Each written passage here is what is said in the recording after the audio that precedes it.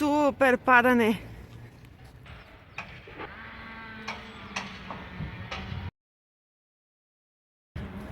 Хай, банда!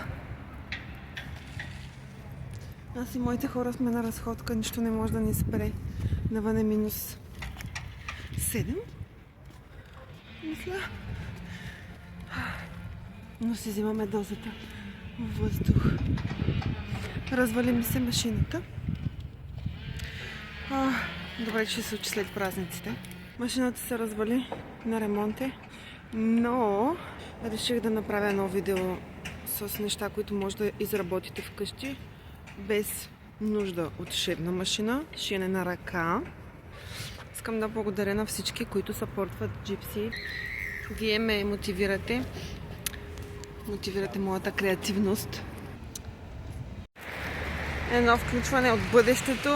Машината я оправиха по-бързо от очакваното и затова проектите, които исках да покажа с шиене на ръка, всъщност е един проект, защото взех машината и продължих с поръчките, които имам. Но ще направя такова видео с още артикули, които ще направя само с игла и с конец, така че очаквайте. Ако това, което правя, ви харесва и ви е полезно, може да ме подкрепите, като харесате това видео, като го споделите с някого, на когото също би било полезно и като се абонирате за канала, разбира се. Приятно гледане!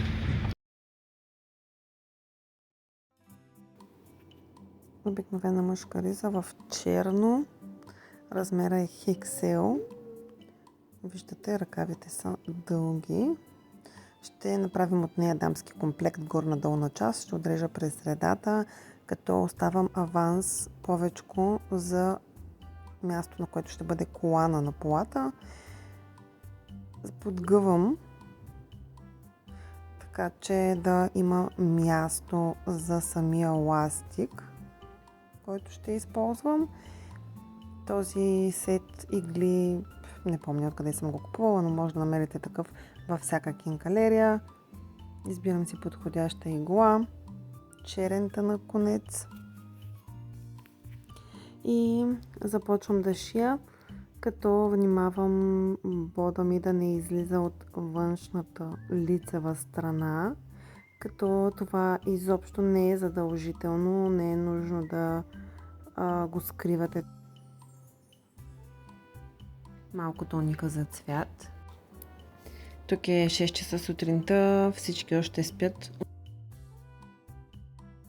Ластика ще нанизваме. Малко по-късно през деня, очевидно, вече светлината е различна. Нижа ластика.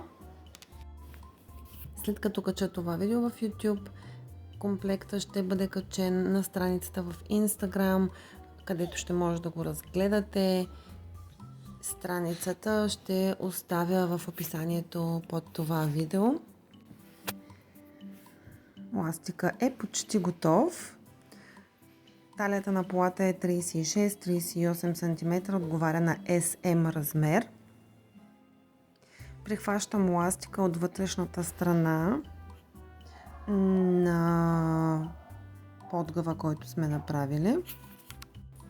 И тук искам да отбележа, че ако ви затруднява да шиете така, че конеца да не се вижда от лицевата страна, може просто да използвате контрастен конец и изглеждало доста ефектно. Според мен на черната риза може да се сложи бял, червен конец, зелен, какъвто на вас ви допада.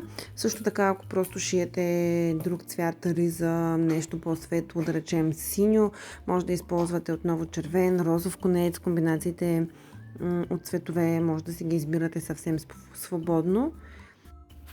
На екрана в момента виждате различни идеи, различни вариации на цветовете, които може да използвате.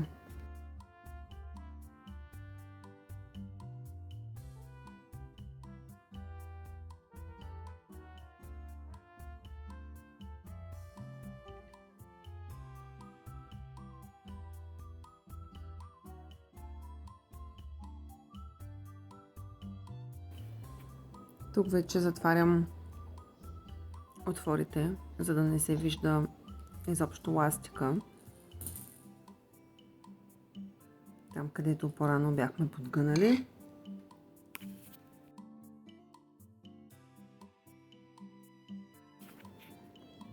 Ето така изглежда полата към момента.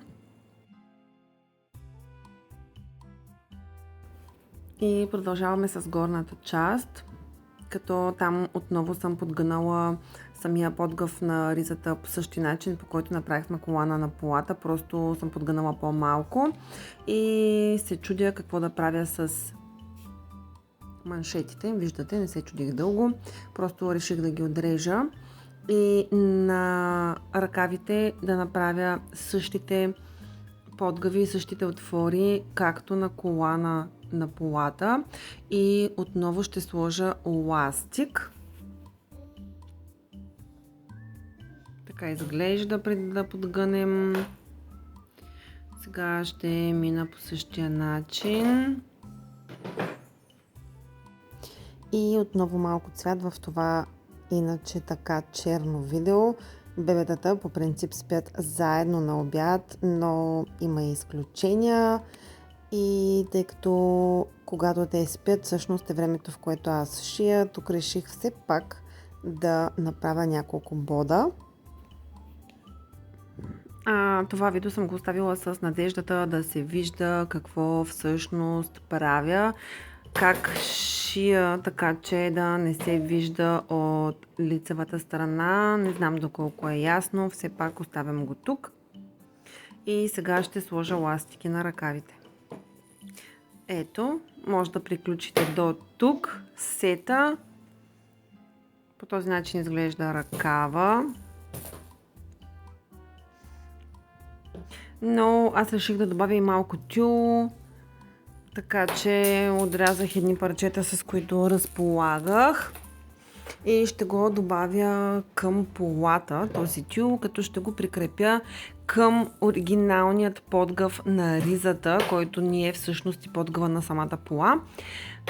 Тюла не е нужно да има завършек при пране, той няма да се разбрида.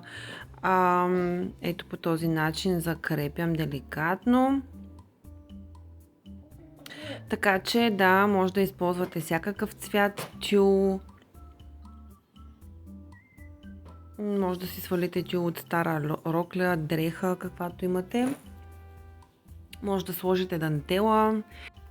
И ето така изглежда моя завършен сет. Чао!